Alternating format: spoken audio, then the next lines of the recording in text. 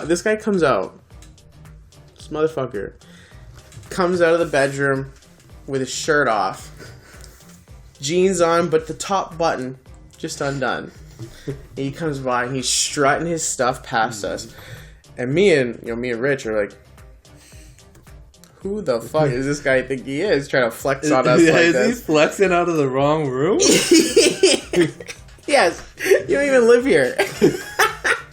And so anyways, he goes to the kitchen, he grabs a glass of water, and he comes back and walks to the living room, and he just stands there in front of us, his chest out. Oh, I'm so tired. Like, he just worked so hard.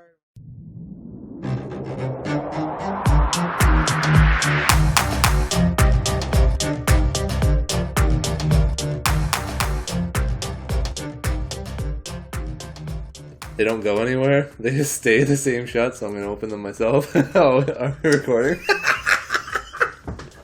And then I'm gonna grab a beer, shotgun it, throw it up in the air. Open her up! Well, hello there, everybody. Well, I guess we got some work to do to get whatever the fuck that is. Yeah, that's my weekend game. Welcome back. We're here again. Another day, talking our way out of everything. So today, Kyle, I mean, you kind of just mentioned it. It's got me fired up. Aaron Rodgers saying he wants to get the fuck out of Green Bay. Yep, reigning MVP saying get me the fuck out of this situation. Yo, that's huge. I'm overwhelmed with emotions because Aaron Rodgers is the man, and I've watched him a few times on the Pat McAfee show, and most of the time he's saying how like the media is like, misrepresenting what he's saying, and that like people in the organization know what's up. But he has kind of like an outlet because he can talk on the Pat McAfee show and like say what he wants to say. But that sounds pretty concrete. Like, how is there any misconception if he said, I don't want to be here anymore? Yeah, I think it's Adam Schefter. Schefter. He broke the news, and then I'm sure they're talking about it on the network right now.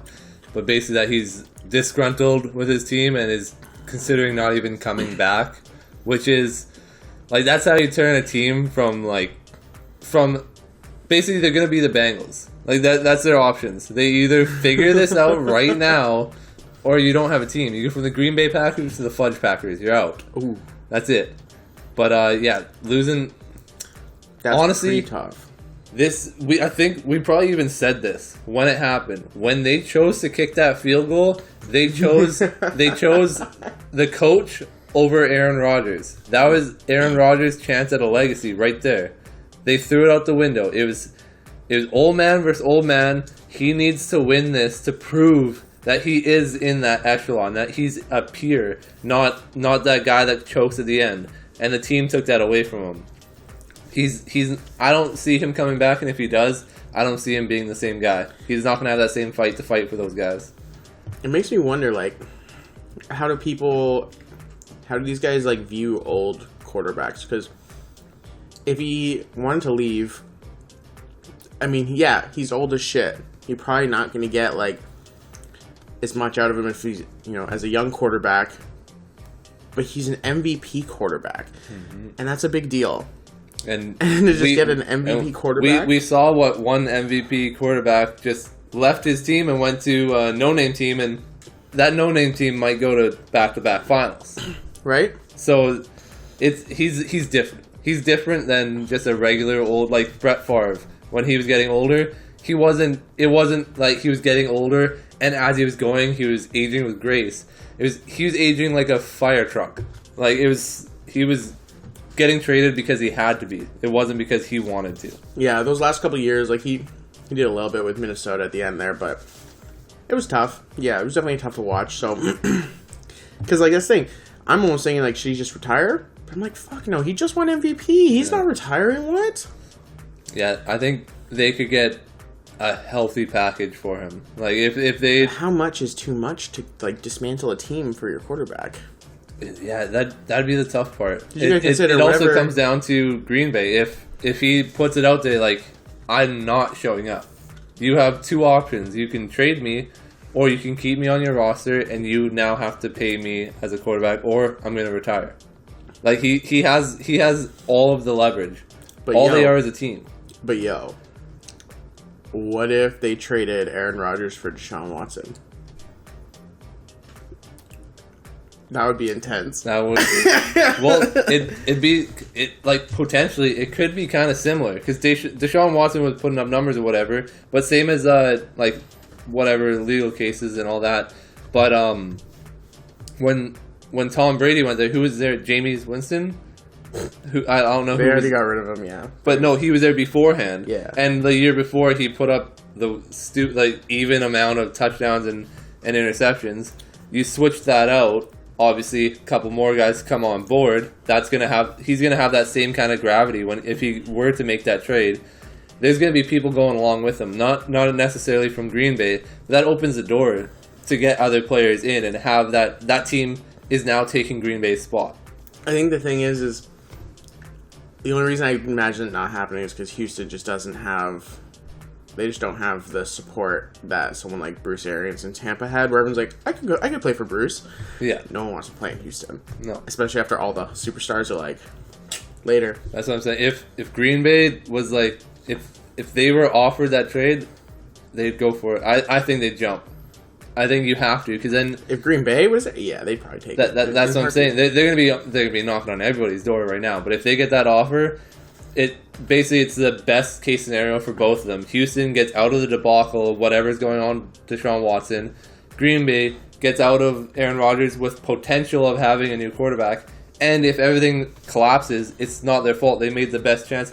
It looks like a good image, except for if he does get if the case comes out and he gets charged with everything. It's like, oh, so you chose that guy. So that's where they have a little bit of a tough spot, but. I'm really taking this all in. Yeah. This idea. Hey, we should get off sports for the minute. We don't like to start with sports. We started hot. It just came in hot off the press. We can't help ourselves. We start with sports. Everyone stops watching right away.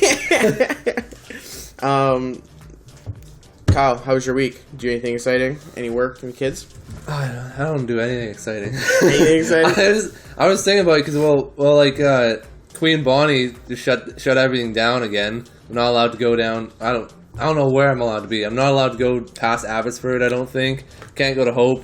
I don't know, because they changed all the districts. So it used to be Hope was part of the Lower Mainland with us, but they changed that so that Hope is now the interior. So most people in Hope come into Chilliwack to shop because Hope has little corner stores and stuff, but they don't really have a Safeway or stuff. Chilliwack's the closest town to it. So now, according to the laws, they aren't allowed to do that. Because that's not in their district anymore. What if they work? If they work, they can, but they can't go to the store. If you work in town and then you go to the store, technically you're not supposed to be doing that. So anybody can do it, but they took a step back on the whole pulling everybody over to see where you're going because of how ridiculous that is. But instead, they're going to be setting up roadblocks on the highway apparently at the main stretches, which is. Yet again, you're just going to slow everybody down and piss everybody off more. But I have to figure out where those roadblocks are because I don't really go anywhere. I don't really pay attention to that stuff. And when I do go places, I go fast. I get there. I may have to figure that out, This week was actually kind of funny. Small story. Hope and I were driving down the road, doing our thing, and we saw Dairy Queen, and we're like, yeah. Yep. I could go for some Dairy Queen. So we get some Dairy Queen. We're chilling. But, the whole reason we left the house in the first place is to go get Starbucks. So, we grab our Dairy Queen. And we start heading down to Starbucks, and we get there, we get our drink. She gets a drink. She gets it made with coconut milk, though, because, see, this is the funny part. She doesn't like dairy. Dairy, she's allergic to it, makes her stomach gross.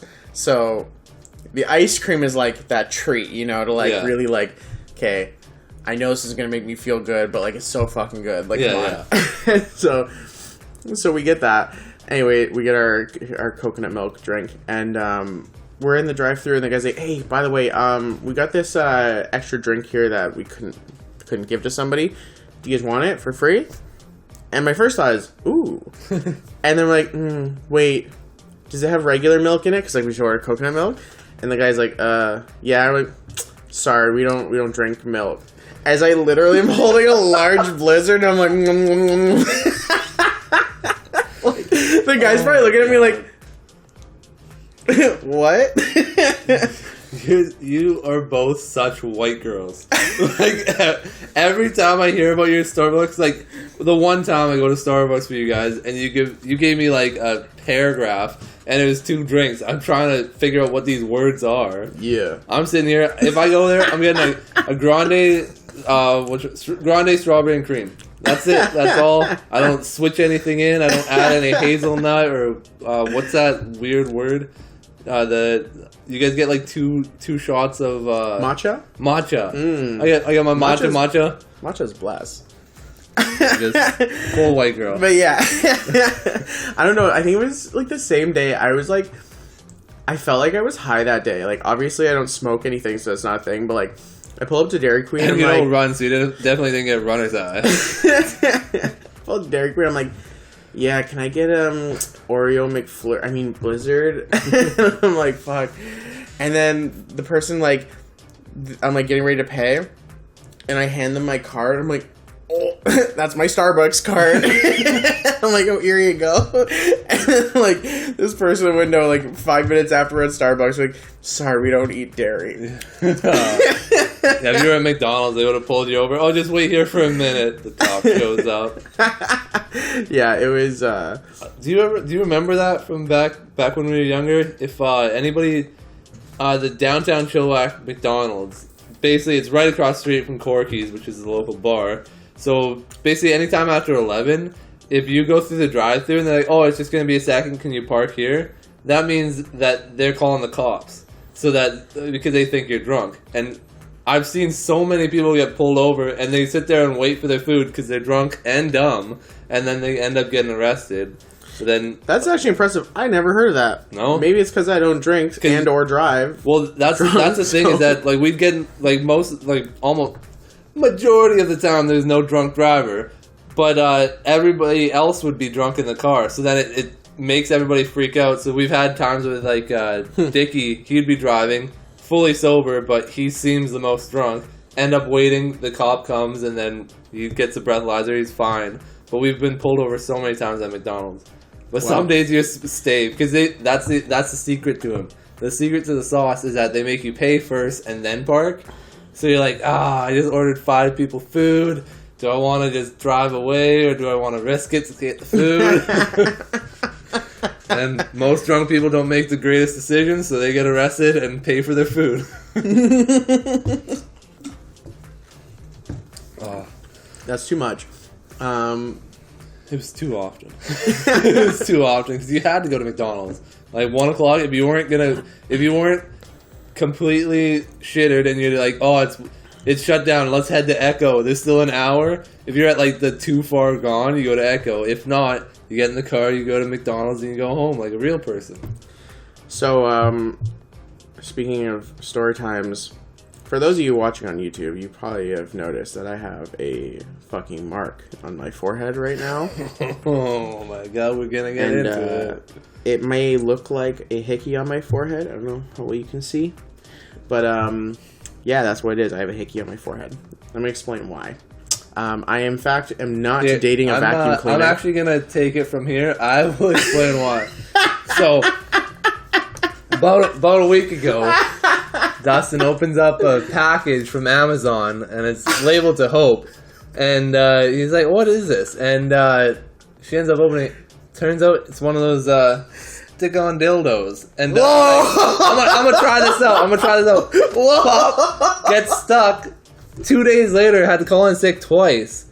And he finally got it off, and that's the hickey just won't go away. How much time did it take you to think of that story? I didn't think of anything. It's just facts. I heard it. I saw it. It's proofs on the forehead. So like, go on with your fake news. It's like this big. I'm just thinking of some weird pencil dip. Fuck Kyle. But go on. So, my lady had these like suction cups for your muscles, and she was doing it on her arm when we were watching TV, and I thought they looked cool. I didn't see any marks on her. I didn't think anything of it. Yeah, this is like bullshit. Suspect. And I wondered what it would feel like on my forehead. Didn't think anything of it. Well, that night I go to brush my teeth, walk in the bathroom, turn on the light. Oh, shit. It's big ass. The worst part is they look like lips, too. And I'm like, oh, God. This is terrible. This is not good. And so I had to work literally the next day. And so I go to work, and I'm thinking, man, like, I hope it's, like, low-key, but, like, there's no way not everyone notices. Maybe some people will be polite and won't say anything, probably, but, like, everyone notices. Well, like, if you don't really look at it hard, it looks like you might just have, like, 2 zits. And they'd be like, I don't want to be a dick and notice his zits. Yeah, maybe I popped a zit. I don't know. But, so I get to work. I literally just started. I walk in, I look at the schedule, see, like, who's working today, figure out my surroundings. And I see a customer waiting to get sat outside, so I'm like, oh. So I go outside, and I'm like, hey, guys, how's it going? And the girl goes, good. Do you have a hickey on your forehead? And I was just like, wow, that was fast. I literally called out in like 2 seconds. I'm like, okay, it's how we're starting today off. Right on. You had a good night last night? Yeah, it was funny, too, because, like, I had literally the night before on Snapchat told everybody how I went to like this dessert place and got like $60 worth of like cheesecake, different cheesecakes, and so you were in like you were getting close to not having enough fingers to count how many cheesecakes you got. And so everybody, like all the girls at my work, they knew like I'd gone and bought a lot of cheesecake the night before, and then I come to work the next day with this weird ass shit on my forehead. And that was, like, the first, like, intro joke for most of it. It was like, oh, my God, what happened? It was like, man, I just saw all that fucking cheesecake. My lady went crazy. But, yeah, it was pretty tough. I looked it up. Apparently, I gotta wait, like, it says 2 days to 2 weeks. Clearly, 2 days. 2 days isn't working because this is, like, Monday. Today is, like, what, Thursday? So, probably not coming off anytime soon, but... Yeah, and you definitely don't have the job where you can just throw on a headband. Yeah. Why are you wearing a bandana today for the next week? Hey, it's been hot in here. We gotta fix this AC. At this point in my life, though, every mistake's just content, right? Like, we're doing this. That's the point. If you're here to hear about all the stupid things I do. Here's one of them. Case in point, give a nice look. Kyle, you had some LeBron James information? Oh, there's always LeBron information, really. Always LeBron information. It's the greatest ever. But so a couple different ones on it. So business size, I saw a post about it, and how he's on track to become a billionaire this year, which is a crazy thought because he's still an active basketball player.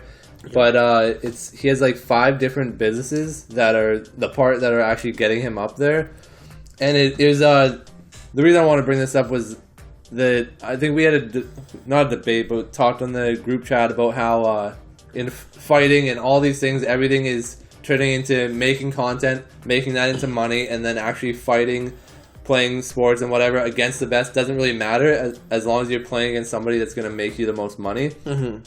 So LeBron, he's obviously playing on he's made the super teams as everybody assumes, and he's doing good on there, but he's also got his other ventures.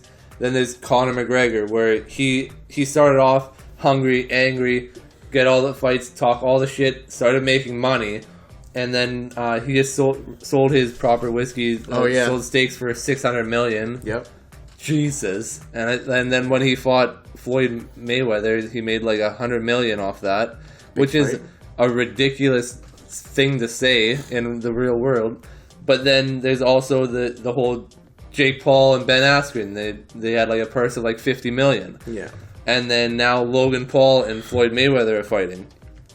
The other question I have with this is like everybody's clowning Jake Paul and Logan Paul. They're like, oh, you're only fighting YouTubers. Now you gotta fight MMA. Oh, you're only fighting MMA. Now you need to fight a boxer. Nobody's talking shit about Floyd Mayweather's his 50-0 came from fighting a guy that had never boxed before. He had fought an MMA guy. that was a striking MMA, but not a boxer.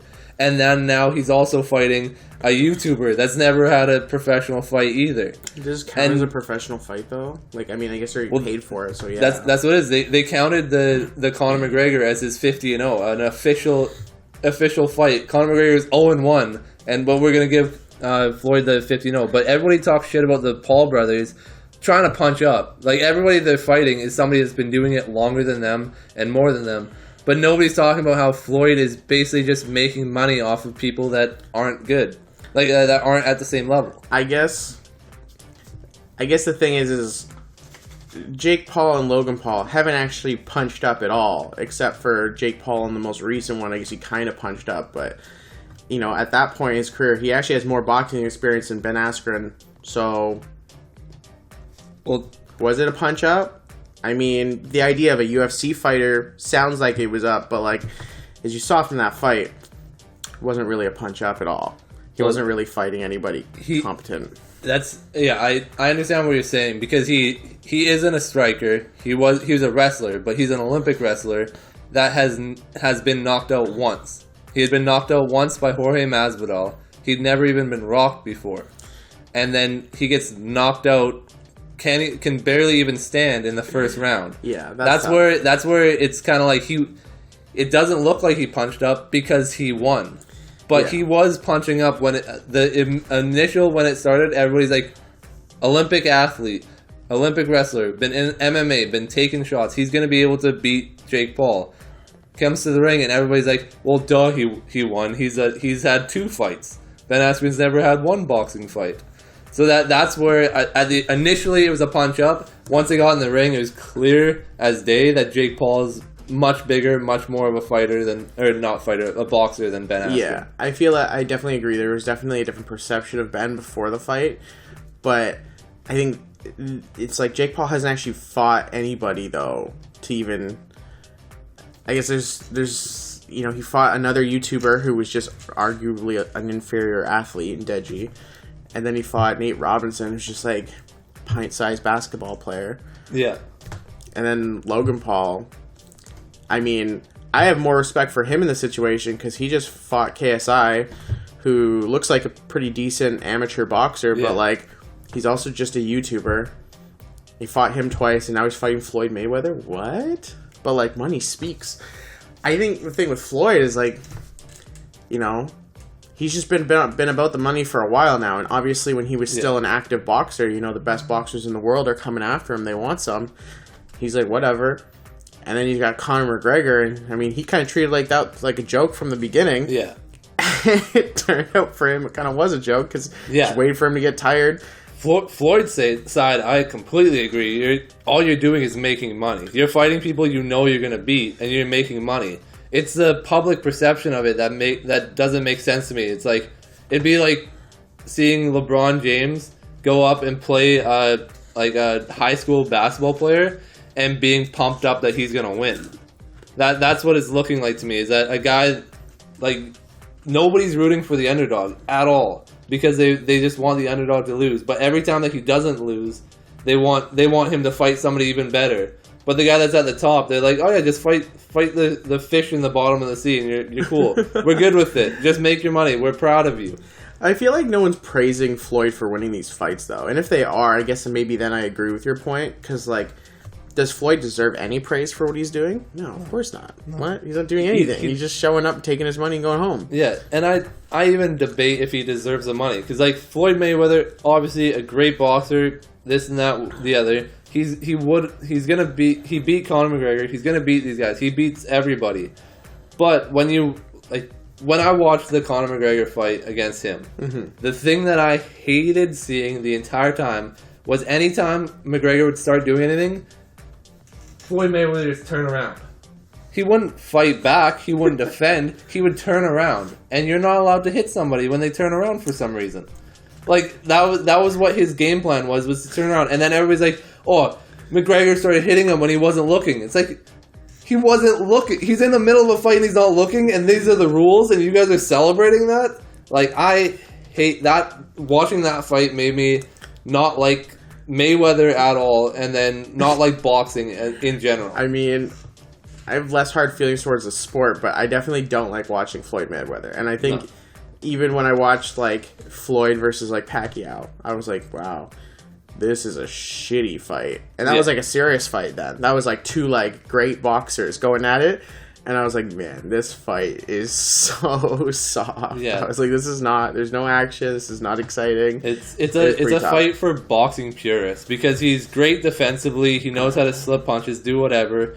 But it's not a fun fight. It's not a show of like this is the best guy around. It's just he's great defensively. And it showed when he fought Conor McGregor that if it wasn't a boxing match, he would have just got fucked up. Yeah. It was but he is the best boxer. I will give it to him. You're 49-0 with Conor.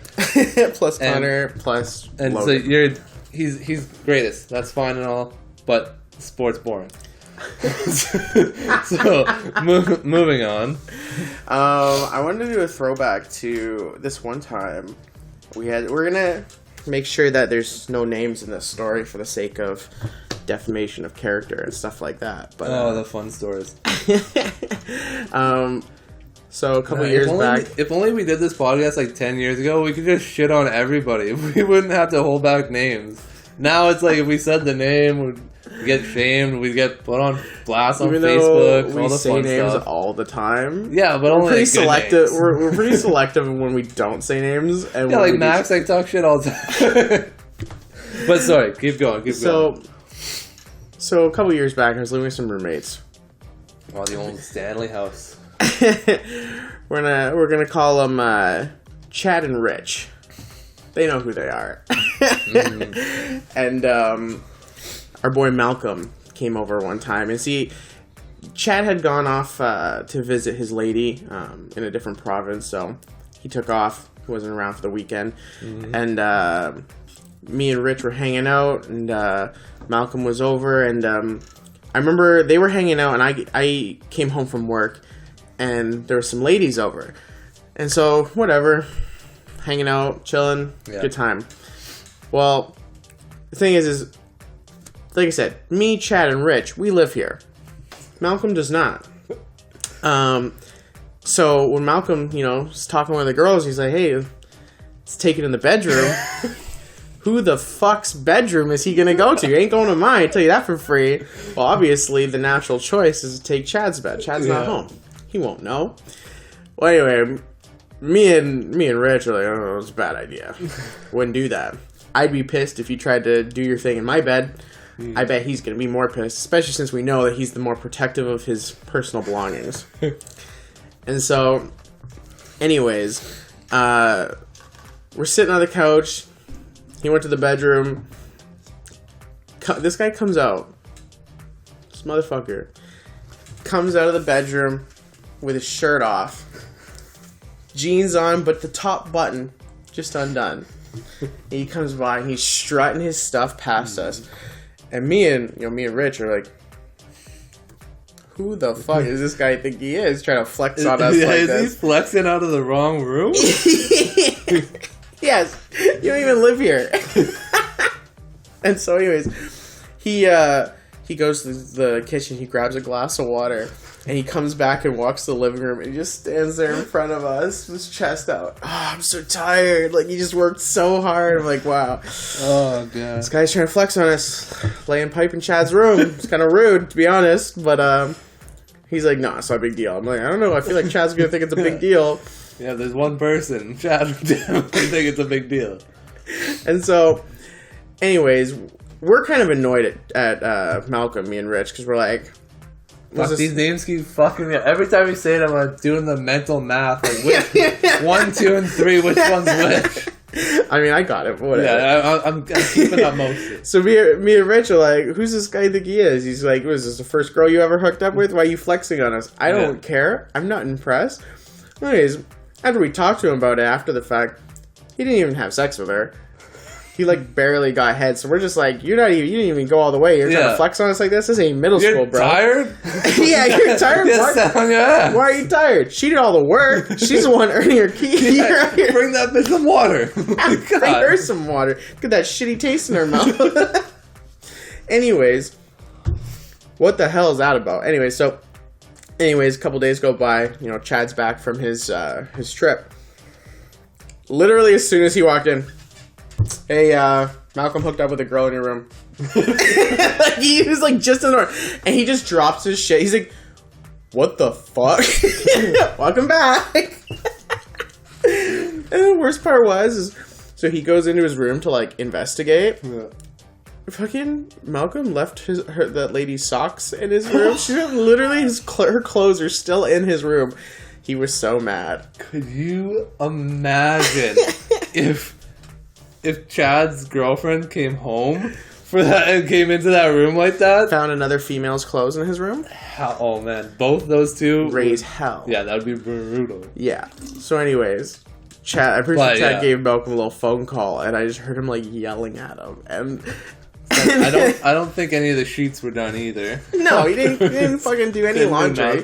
So, and Malcolm, even to this day, last time I think it came up a couple years ago, he's like, I don't know, if it was me, I wouldn't have been mad. He still doesn't think the fuck. I was like, man, this guy's ways. Man, that's too common of a thread. Like back in the day at different at buddy's basement. A lot of us would go and drink it. Oh no! There's been a couple times, and I know Rich might have been involved in another one of these ones. We'll call him Richard for long. Rich. But hello, Rich. So good old Richard. Wake up in the morning, and we're all pretty dazed. Probably gonna hit McDonald's. But we're talking, and he's like, "Oh yeah, like me and the girl, we started making out a little bit later. Like once you guys all fell asleep, and different dude. I don't know. We need a name for him, dude. I need a new M. Let's call him Matt. Yeah. So Matt's like, oh, like you started hooking up. Well, like when? He's like 1:30. Like what? After everybody went to bed. He's like, oh, like was it fun? Like, yeah, it was good. Like how'd she taste? And he's like, wait, what? Oh, sorry, let me rephrase that. How'd I taste? So, Matt had hooked up a little bit beforehand and went a little further, and she might have had a different taste in her mouth that Richard was not prepared for. So, teeth brushing commenced immediately after, and the flex was gone. The muscles went from up to down. Richie Rich. Richie's had some bad nights. That's so tough. That was so gold. So a pivot. So I keep finding, like, do you ever, when you go in the shower, do you ever think, like, just start going through crazy scenarios in your head that have, like, never happened to you and probably never will, but, like, thinking about how you'd react to them? I do that when I'm not in the shower almost every day, all the time. Okay, so perfect. So yesterday I was thinking about if I was at the ball field, because I play slow pitch beer league, which is not baseball. I'm keeping that completely separate. I play beer league, but so I was thinking about it, and I'm like, okay, well, once it opens up again, like we're gonna have Brooklyn and Noah like walking around and whatever. But I was thinking, like, what if somebody were to like just kind of walk in the crowd, take your hand, and start like walking away? And I was thinking, like, if they got far enough that I started running after them, if they were to put them in the car, I'm like, how would I stop it? And all I kept thinking about was I'd have to go full on Captain America, run as fast as I can, and just jump into the window. Because I was like, I couldn't slow down and open the door if it was locked. I'd have to run as fast as possible and just jump into their window with my shoulder and like hope to God that my 155 frame makes it through the window, and just my body would just be in there and be like, I don't know what we're doing here, but we're not going anywhere without me. That would be that's all. Like I keep having those like weird things. Like, what will I do if something were to happen to Brooklyn? And like like another one is like if I was on the other side and like I was at the car, say Britt and Brooklyn are walking this way, and this van pulls up, and like guy jumps out, and I'm on the other side. I was thinking, like, if I was near rocks or if I was, like, at baseball, I'd grab a baseball or whatever and throw it as hard as I can at the driver's side window and try and break the dude's skull. Just hit him and, like, just kill the driver so that I can get in there and stop it. That was the only thought. I was like, there'd be no way. They're going to lock the door. They're not going to just let me open the door. So I got to do something to stop them. And then, like, because I'm not in Texas, so I couldn't just shoot their tires or something. But, like, if I could have a gun, that would be my top one, would be just shoot their tires and then, like, do whatever I need to do after that. That's the shit keeps going through my head now that I have a kid, is, like, how do I protect her if somebody tries something? Like, what do I do? Because I'm not, like, a fucking Autobot. I can't just turn into a car and chase after it. Like, I gotta figure out how to stop them immediately. Because, like, I've had other people that are like, oh, well, you don't... Like, when you hear people talk about crime, like police or news people, like, don't approach, just kind of take the license plate and then, like, report it to the police so that they know who to chase. But it's like, if somebody takes your kid, like, if the cops don't get them in the next 20 minutes, like, there's a chance it's never going to happen. So it's like, it doesn't matter what the rules are, what's legal, what's not legal. You stop them, and then you deal with the repercussions after. Yo, you got me stressed out because now I'm just playing this movie in my head. Yeah, this is. I had an hour shower. I didn't even put shampoo in my hair. Kyle's just sitting there. He's got his hand on the wall. He's like, I'm just like, okay, well, yeah, I've murdered 4 people. Like, I had to figure out, like, how's the lawyer gonna get me off? Like, because I had to do what I had to do, sir. I can't apologize to anything. it's like John Wick. It's like a John Wick movie. Yeah, it's like, you killed my dog. Yeah, I'm gonna have to kill every single person you've ever known now. Yeah. That's crazy. But like, since being a parent, like, those kind of movies, it's like, I fully get it. I get it. Like, I get why somebody would go to that exact extent. Like, obviously, like, being married, like, pretty, but it's different when it's your kid. It's like a whole different level. Even, like, the idea of somebody, like, grabbing your hand to walk her somewhere and I don't know that person, even that would probably, like, put me over the edge. But, like, actually trying to do something, like, my heart's going, like, crazy right now. So triggered. Speaking of killing a lot of people, there's this thing I read about that some of you may know called Miracle Mineral Solution. Oh, I thought you were going to talk about COVID-19. It's supposed to be a cure for COVID-19. Oh. So, I heard about this stuff, like a couple years ago, I think. Wait, sorry, what's it called again? Miracle Mineral Solution. That sounds like a Ponzi scheme. That sounds like some guy was like, no, I got the right water for you. It's Miracle Mineral. It does miracles. It's in the name. You gotta take it. Yeah, so it's basically this water with chemicals in it that's made by this dude and his 3 sons in a shed somewhere in the States.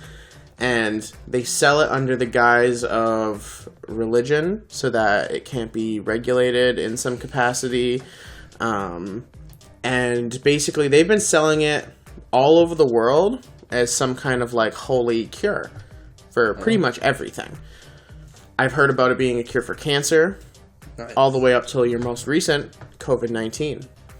I've heard of them going to foreign countries in Africa and giving it to people there. They best not have been charging them. I don't think fake miracle water to Africa and be like, hey, $5. I don't know much about those trips, but I imagine they didn't have any money to sell to these people to, like, take from them in the first place. But yeah, they've been trying to sell it everywhere, and basically, I guess instead of selling it, it's like given to people, and you give them donations and they give it to you. Religion. Anyways, so what's interesting about this formula is when it goes into your stomach, it has a chemical reaction, basically rendering it into bleach. And so if you ever heard about anybody drinking bleach, it's usually in result of death by suicide because you drink fucking bleach. Yeah. So it kills people. And so I guess they just recently got arrested because they were selling it as a cure for COVID-19. They've been killing people this whole time. They've been selling it to people, and I'm imagining people are probably dying and having no idea how it's happening. Yo, So they're facing life in prison. That's the most religious thing I've ever heard of in my entire life. Is just making up a fake water that happens to... It's like he didn't even bother with the cult. He just gave everybody the Kool-Aid. Like, he's like, I don't need to convince you of anything. I'll just... it's religion. Here's some Kool-Aid. And then, like, the drinking bleach. So he must have heard Trump say that and be like, motherfucker, how do you know? How do you know that's secure? I'm going to use COVID with this one, too, then. Yeah, they've been doing this for a while now, and I'd have to insane. Google how long, but like I heard about this like a couple years Yeah, back. because I think you talked about it before. Yeah. But like, not that they were getting arrested, but that They were just doing their thing. yeah, that it was just fake. I think we both thought it was just fake water or like just regular water. No, it's like chemicals and shit, and they got like, I guess the government like seized like a, I don't know, huge ass drum of chemicals of like some, I don't know, even pretend to say what chemical it is because I don't remember. Yeah, magnesium chloride, obviously. But yeah, it was it's definitely fucked up, and I'm just like, man, it's about time. Like, how long can people really get away with stuff before our justice system has some reason to catch them? Like, that's just such a messed up thing to be doing. Yeah, it's. I'm just thinking, like, how much effort did they go through to change the water to make, like, all they had to do was nothing. All they had to do was put a label on it, not make it bleach, and they could have sold it for donations for the rest of their lives. All they had to do was not put in the harmful parts. But like, but that's how you. I wonder if that was yourself. it. Like, I hope this actually comes out and like so we can actually see what the reason. Like, I wonder if that was the actual goal, was to kill people, and like that, like, because religious people, like, you never know. They if they go exactly word by word, most people they probably gave it to probably weren't like according to them the greatest people. They might have been sinners. They might have been doing the holy work by giving them all bleach water. I mean, yeah, I would say with extremists, you never really know where their head's at. I mean, we should probably pull back on the just like all religious people. not a regular, like not a regular religious person, but like if you were like I say, if you were to take like every single word as if that word is interpreted in the evilest way, then you could see somebody doing something crazy like this. Yeah, it's definitely the whole situation. I just like, I don't know. I just think about him like, man, he got like his sons too are older. They're like 30s, late 20s, I think. And so it's like, these guys know what's going on. It's like, are they just like thinking their dad's the Holy Spirit and like they believe him? Or are they just like, no, I want to poison people? Yeah. Or even like better, like not better, but like almost dumber would be if they were just like, yeah, these guys are just suckers. They're just suckers. These suckers keep buying our fucking bleach water. Like, I haven't worked a day in my life. I'm 35 and I've been retired. I've just been working for donations. I make fake water. Well, if I could sell holy water and make money too, like, what's the point of buying all the chemicals? Just sell them water. Yeah, you'd think so. Here's But a $10 bottle of water. See, that's where that's where the manic though, because you like think about this. If you wanted to sell fake water, you would think like, okay, if I just sell fake water, I start selling like I've sold 10,000, I've sold 100,000. Okay, now people are gonna want to like kind of have an idea of what we're doing. Now you gotta get that shed. So if you have a shed, you gotta have something in it. So you gotta put this in it, and slowly you gotta put this, and now you gotta make it. Okay, we gotta have these people do this specific job every day. So you start making shit up to try and make it real, even though nobody's asked any questions. You're just in your head because you're like, I'm probably killing millions of people. I need to have like a backstory a little bit, so I don't know. So it was probably just them slowly pushing themselves further and further and further until they forgot what the story was. See, this is my brain. This is how stupid my brain is that I think that it only makes sense that they did it to themselves. Like they didn't do it because there's a chance that they don't even know that they did it. When the cops showed up, they're like, "This makes bleach? I didn't know. I just threw random minerals. It's a miracle mineral. How is it supposed to be bad?" That's probably what the kids were saying. They've been making the same water for 35 years, and they're like, I drank this. How am I not dead? They're like shortening their brain cells by talking about or by like drinking it. Yeah, they just get dumber and dumber, and then they slowly like build an immunity, so their body's just completely different. Oh yeah, actually, that'd be what it would be. That's probably why they didn't die from COVID. It probably does cure. If you drink it your whole life, nothing can hurt you if bleach doesn't hurt you. So at that point, you're pretty much saved. Right. Yeah. So religion wins. Religion always wins. That's basically what we got to here. So yeah, with a completely different story than what we were just at, I'm gonna switch it up a little bit again because I have no train of thought and I can't remember what I was even talking about. So we're gonna move on. But so the kids getting a little bit older, we go like wife takes them for walks a lot in the morning. There's like different friends, like family friends that have young kids as well, so they all go for walks. But now it's getting to the point where I'm seeing the weird dad in me, where so my daughter Brooklyn and this other boy, I'm not gonna say his name, but they've been going for walks basically since both of them were born, and now whenever they go for walks they hold hands, and then Brooklyn asked for a kiss on the last walk, and I'm like, swerve. I know, I'm like, okay, I know this guy, I know his dad, and we both see this happening. We're gonna have to talk. Not really, because they're 2 years old, but it's like, what, like, it's good to start it here, because I'm like, if they were older, what would I look at? Like, what would I be looking at? I'm like, okay, this kid seems to be a good guy. Let's have a backstory on it. Let's have a backstory, so I know when he's at, I know because I know his family, that when he's at his daycare, is that he's very, very nice to the girls, very respectful, like helps people out, really caring. If there's a single guy near, he likes to beat them up. He's a bit of a fighter. So I'm like, hey, I think I can take the give and take with that. I'm fully okay with this. But like, it's giving me like I'm using mental exercises for in the future. How do I do this without seeming like a crazy person? Kyle's coming out his 2-year-old daughter's new boyfriend. I'm checking his backstory. Like, you want to be a volunteer basketball coach? They're gonna do a criminal record check. I'm gonna check the babysitters. See what they gotta say. What does this kid sit on Lion King all day? Like, is his favorite character Scar? Because I don't know if I can deal with that. Snakes in the grass, man. You gotta weed them out young, you know. But they are cool. But then also I was thinking, because I don't have any dad friends. Like, you guys are all dads, but different type of dad.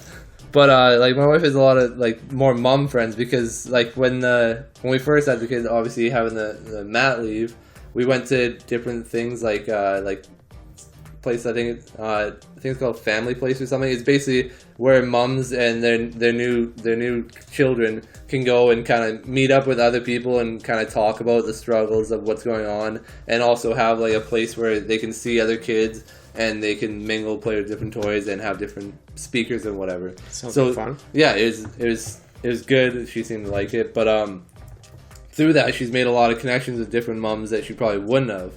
Whereas for me, like, not many dads do that. Like, for one, like, most of the time, like, especially with your first kid, the dad's not the one taking the mat leave, because the woman needs to recover from everything. Yeah.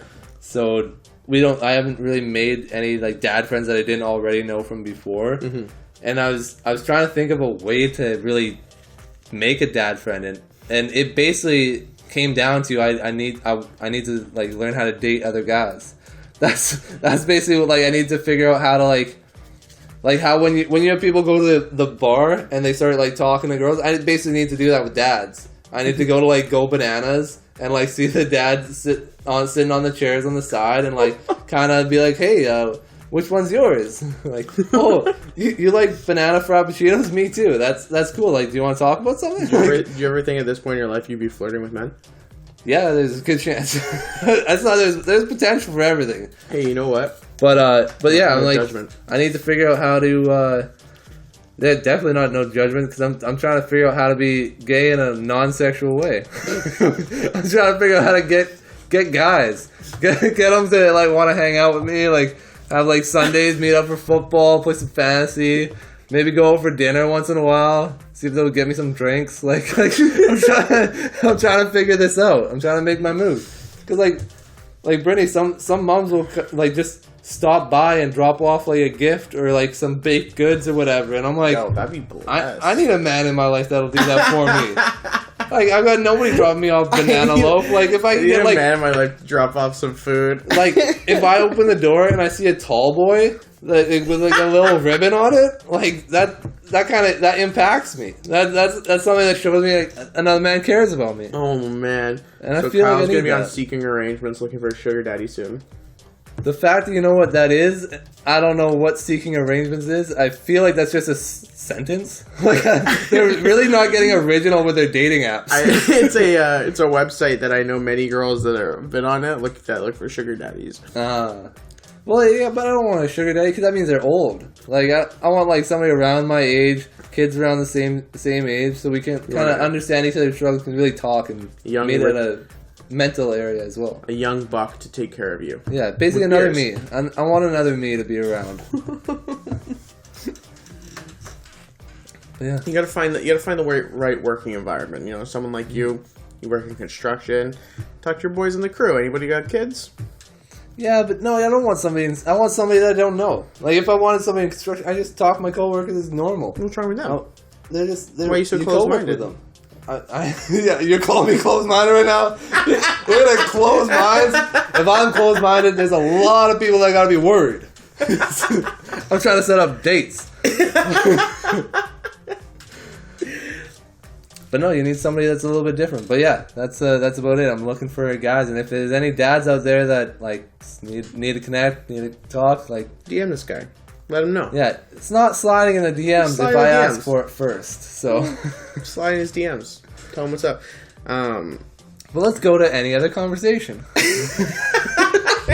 Kyle's thoroughly uncomfortable. So no, I just have nowhere else to go with it. Like I can't go any further. I drained it of all the content I could. There's a 5-second thought turned into a 5-minute conversation. Somebody, because Lamar Jackson is what I was going to bring up. Is I saw it because everybody talks about Lamar Jackson as like he's not showing up in the playoffs. He's not showing up, like he's not really like pushing them to that next level. And I saw this guy was talking about, I can't remember who it was, somebody on Twitter, but it was one of the talking heads. But he was talking about how Lamar Jackson, actually thinking about it now, the numbers seem like they might not be right. But he said something like Lamar Jackson is 30-4 or something like that against teams that are not named Kansas City. I think he's lost 6 or 7 games against Kansas City, and most of the times those are the big games that he didn't need to lose. I think it's regular season. And then the big reason that he was talking about this was that Baltimore, they traded Kansas City their left tackle, which was the only position that Kansas City really needed. They traded Kansas City their right tackle, who wants to play left tackle, but he wasn't better than Baltimore's actual left tackle, so he was a right tackle. Yeah, okay, so right tackle that wants to be left tackle, and wasn't going to play left tackle, sure. But the thing they were basically talking about is that, like, Kansas City is, like, so far, like most teams, Lamar's kryptonite. And now, if you have somebody that's your kryptonite, you don't give them another map to another spot where there's more Kryptonian or whatever the fuck it's called. But you're saying don't help the enemy. Yeah, you don't help the enemy with the one thing that they need. You're like, oh, don't worry, I got backups of that. So here you go, no problem. Now we really can't stop you. Like that, it seems like a backwards move for them, and I feel like especially with Baltimore and how they haven't really created that passing offense for him. Like, he's obviously the most athletic quarterback there's ever been, potentially one of the more athletic football players there has been, but they don't really create an offense that's made for him passing. Like, they run a lot of the Wildcat. A lot of it's based off of him improvising. Yeah, he doesn't have receivers that can get open. Yeah, so they haven't worked on that. They just gave the team that he loses to most often the player that they need. At what point does this turn into another Aaron Rodgers situation where he loses trust in what Baltimore is doing? Well, I am reserving a little bit of judgment until the start of the regular season, because I'm hearing words that they're trying to make a move on Julio Jones. And if Julio Jones goes to Baltimore, all's forgiven. All's forgiven. You could do anything you want. Because Julio Jones is getting open. Yeah. Like, that's the problem with all the Baltimore receivers, is they just can't get open. The only one getting open is, like, Mark Andrews, the tight end. Yeah. And, like, occasionally Hollywood Brown gets open because he's fast as shit. But, like, guys just aren't getting open.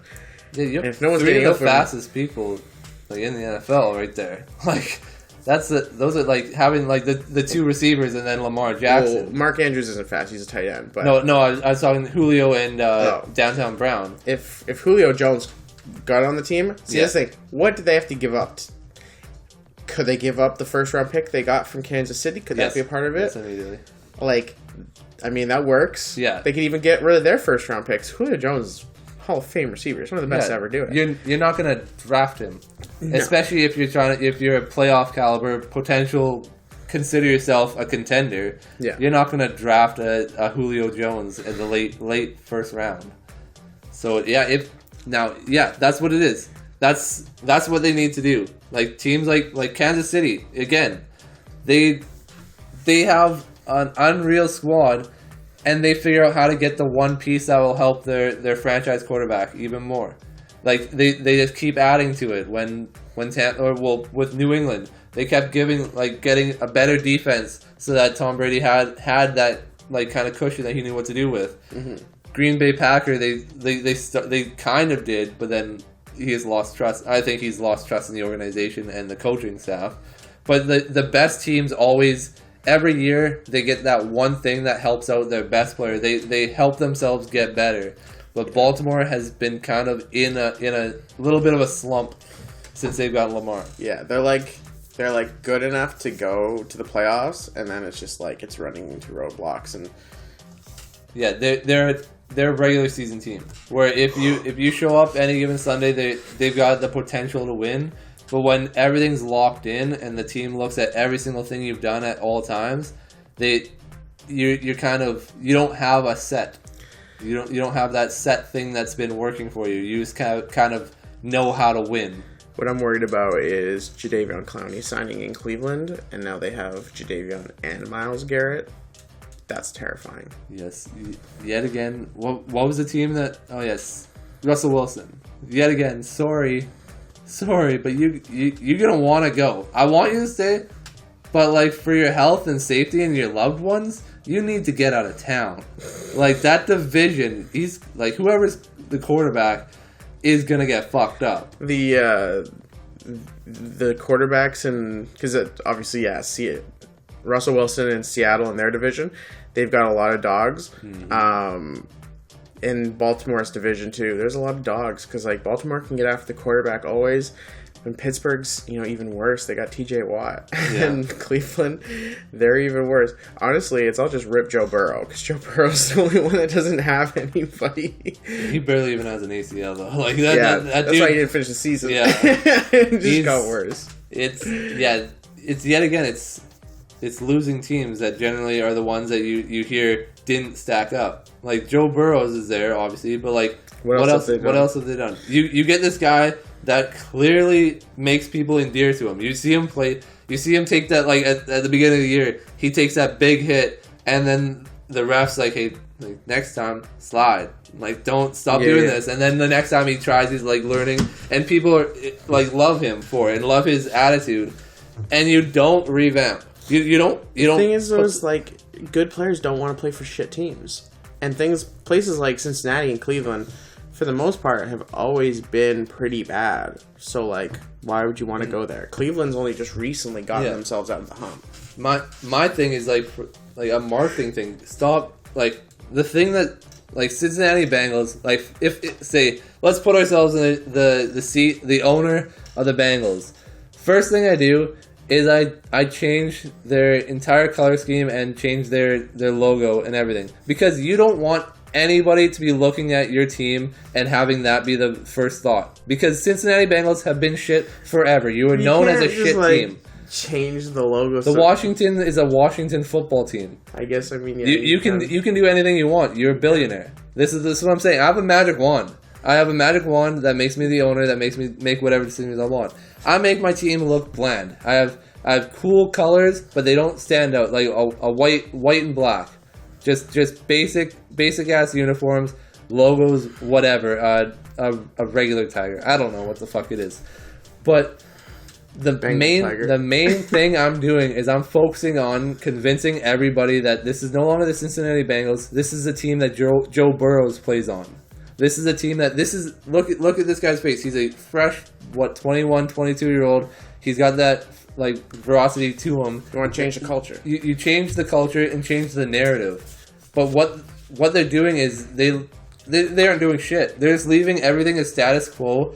Place him in 4 or 5 years, whatever time the contract expires, he'll leave. We'll put in the next big first round pick. That's all they do, and that's what these losing teams do. And it's so asinine to keep the same name. Unless you're a Pittsburgh Steelers, a New England Patriots, unless you're those top teams that have made championships, made actual runs of it, had dynasties, why the fuck are you staying the same? How much money does it cost to change your name, though?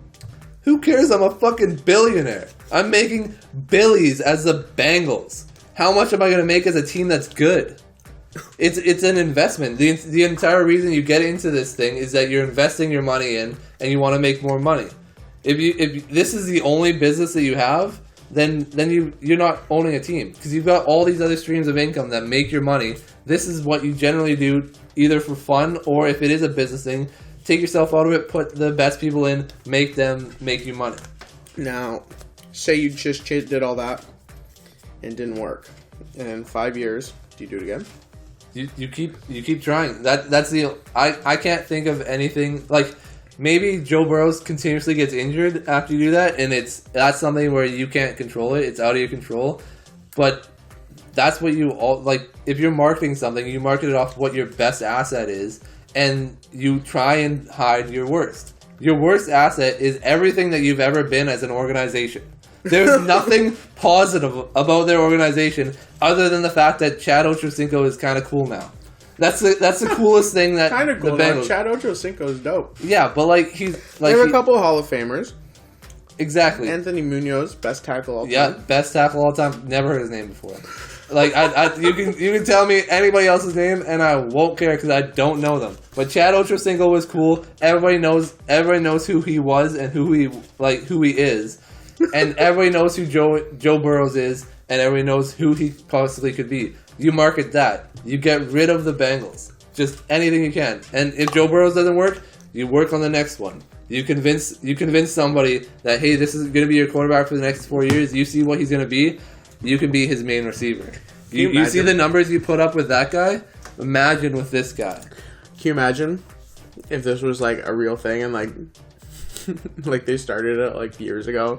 The Bengals have like 6 different team names with 6 different color palettes, and you're like, we just fucking suck. We're the everythings. Like, that'd be the bet. I'd play with them every time I'm Madden because you have so many different color schemes as your unis. But that's what they need to do. They need to rebrand. They need to rebrand themselves and realize they aren't the top. They're barely in the top 32, and there's only 32 fucking teams. Like you got to admit when you've lost. You've lost. Regroup. Start over. Be anything else. Maybe even move. Like Cincinnati might not be the spot. How many years do you have to be a losing team for you to think that this is the necessary change? I've never heard of them as being a winning team. Like I've never heard of them as like a contender. Like I don't know. Maybe they were at some point in my life. Not in your life. I promise you, not in your life. If they've never been a contender in my life, I am almost 30. If we're going decades, we gotta switch it up. So if you, as a team, become a perennial loser for a decade. Not like you're not winning the Super Bowl. Like it's not like you go 10 years without winning Super Bowl. You go 10 years of being like a bottom feeder bucket team. That's what you're saying. You need to rebrand it. Yeah, you need to rebrand it, and maybe you don't even change the logo. Maybe you don't change the name, but you change the jerseys to bland. You why try to and bland erase, though? Like to erase anybody from paying attention to of remembering what you stood for the last season. You are bland. You're shit. You're nobody. You're a piece of trash. You don't get to have cool uniforms anymore. You need to earn them. You get the practice jerseys. So you redshirt the entire team. You just give them pennies on top of the jerseys. You are not allowed to look cool on the field anymore if you play bad for 10 straight years. So, your coach has got to go. If you have the same coach after 10 years of losing, he's got to be gone. You don't even have the same fucking floor sweeper. You get a new guy cutting the grass. You rebrand everything. 10 years of losing? You don't even get to wear cool uniforms to help entice people to come and like look cool wearing your colors. You're shit. You just get whites from now on. You're always the away team. You get whites for now. Once you pick up a guy like Joey Burrows, now you ask that guy. You ask that guy, hey, what do you think we should do? Like if I'm blind and I pick up Joe Burrows and he has the start to his year, he gets injured, whatever. I talk to him like as the owner, as the GM, as everybody. Hey, what do you think we should do?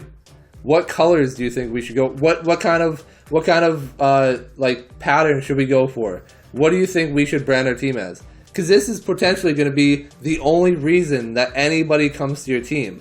If you can convince him that you're all in on him, that means he might be all in on you, and he's going to tell other people, hey, they care about their stars. Like, fuck the rest of them. They've all been losers. They've been losers for this long. Now I'm here. We're changing the culture. Look at the new unis we got. The next year, you've got the LSU colors if you want to like go for something cool, or something like that. And now it's like, holy shit, these aren't the Bengals anymore. This is Joe Burrow's Bengals. This is Chad Ochocinco's Bengals. This is like a whole new team, and maybe I can think about looking at them. You have to erase every thought of how bad you've been for how long. But instead, they're wearing the same fucking uniforms they've worn since Madden came out. Since the 90s. I don't even know how long they've been wearing the same shitty uniform. I mean, I think they change their uniform like every second year, but they look the same. It's too subtle enough for Kyle and his casual. They look like a tiger. Like they tiger look. I think they just announced new unis for this season too. Actually, but I bet I know what they're gonna look like. Like the same shitty team that I resonate with. So, because of Kyle's logic, there's no more Cleveland. There's no more Cincinnati. There's no more Detroit. No more Jacksonville. No more Tennessee. No more Miami. Yeah. No more Houston Texans. Rebrand. What's Miami known for? All of these teams would have been gone so long ago because they've been dookie for what's Miami known for? Dan Marino. 72 Dolphins undefeated. Yes. How long ago was 72? Long ass time ago. So why do I care? Why do I care about what happened 49 years ago? How are you going to keep riding that? Legacy. Yeah. Tradition. Yeah, so nobody goes to their team because the only thing they've ever done was legacy. They had a legacy 50 years ago, and since then, they've been dookie. Why would I want to go to a team that's been dookie? If you had the 72 Dolphins, and then by 82, you're like, this isn't working, you switch it up. Now the Dolphins are known as a winning organization because at that point they had one of, if not the great, like one of the best quarterbacks ever, and they're known as a great thing. It's kind of a cool concept to think. You know, I kind of like that. Like, the Dolphins were sick. No, you don't mess with the Dolphins because back then they were sick. Yeah. But like after like 10 years of being shit, they got rid of the Dolphins. Now we're a different team entirely. And it's like, Dolphins were sweet. Oh, but the Sharks, they suck ass. Like, yeah, like it legitimized people still being Cowboys fans. Because they could be like, no, I was a fan of the Cowboys. This is when their time ended. Yeah, they were the bet. Like the time that they were Cowboys, you could argue like if you take when they were great and then add 10 years, they might have had the best run of all time. See, but now I think that's where it kind of gets sticky because it's like for the legacy, you either have like, hey, I love the Cowboys, they were so good. Do you basically guess when you're going to start being trash, or do you hope for the best? Because, like, you can either play out, like, your legacy, like, you're so good, but we're saying if they're going to lose that Cowboys team name, they have to have 10 years of shit. So their legacy is almost tarnished by 10 years of shit, knowing that they had to change their name for a reason, and it was because they were shit for 10 years. So now is their legacy that they were that great, or is their legacy that they used to be good, but they obviously died because they went for 10 years? Or do you shave off that 10 years and just be like, we're really good, we'll probably never win another Super Bowl, so let's change our name tomorrow. Yeah. It's like a save point, like, this is the Cowboys, we're great. New team. Oh, we're shit. Okay, well, we're a new team. It doesn't count. Ideally, that's how everybody's, like, every football player's career would ideally go. Every basketball player, every MMA fighter is that I won 6 fights in a row. I'm the champion. I'm out. Ideally, But in real life, you're never going to stop on top. There's never going to be a time where you win like 6 of 10 championships and you're like, okay, I'm out. Like I'm going to call it. I threw a random number. Yeah. Those are random numbers. I don't know anything about the Cowboys. They've been shit my whole life. I don't know anything about them. But you take a huge run and then you say I'm done. It's never going to happen. So like as that decade goes, is the idea of it is that if you start going like 3 or 4 years and then like, or say they have their big time, and then like 2 years later they sign a huge free agent, and then like 2 years later they sign a huge free agent. That means they aren't shit yet.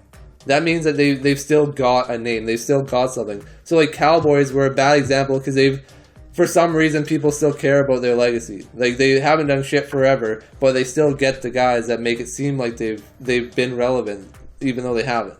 So they would be a team that would stick around. But teams like Cincinnati and even Cleveland, if they would have rebranded immediately with Baker Mayfield and had the same thing that's going on right now, but with actual cool colors, a different colorway and like a different feel to their team, nobody would be like, oh, it's the same old Cleveland. They're going to do the same thing. They'd be like, I don't know what to think of this team.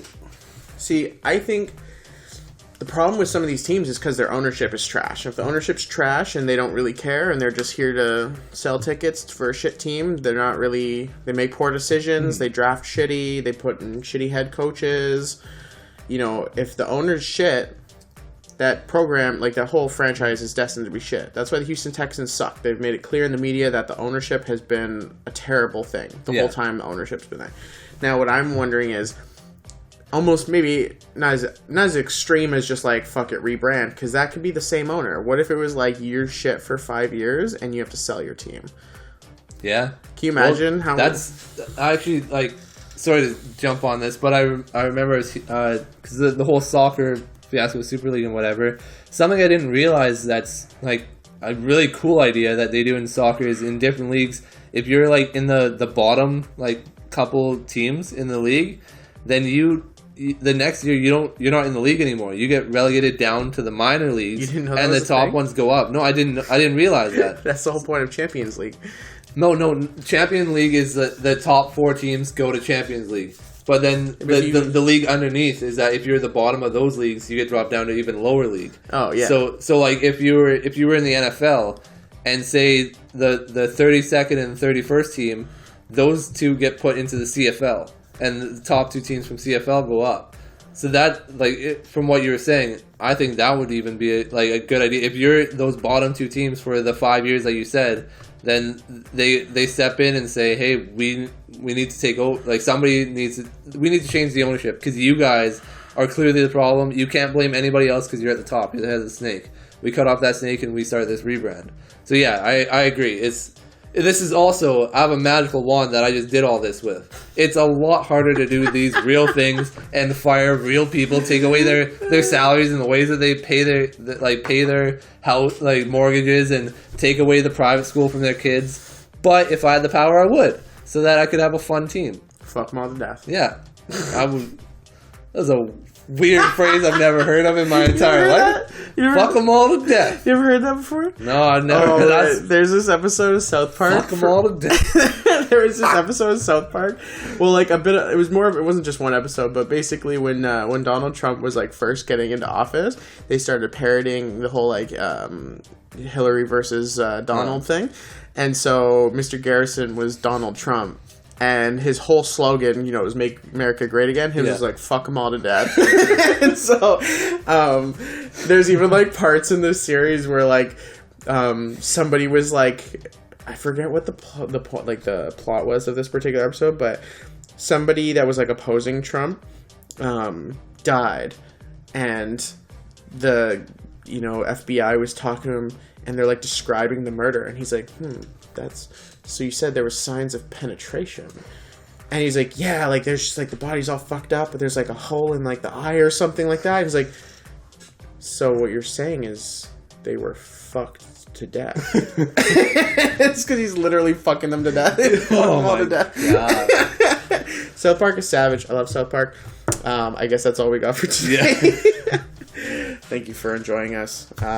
Subscribe if you haven't already. Anyways. Yeah, peace. do all the things on all the pages to the places we put them.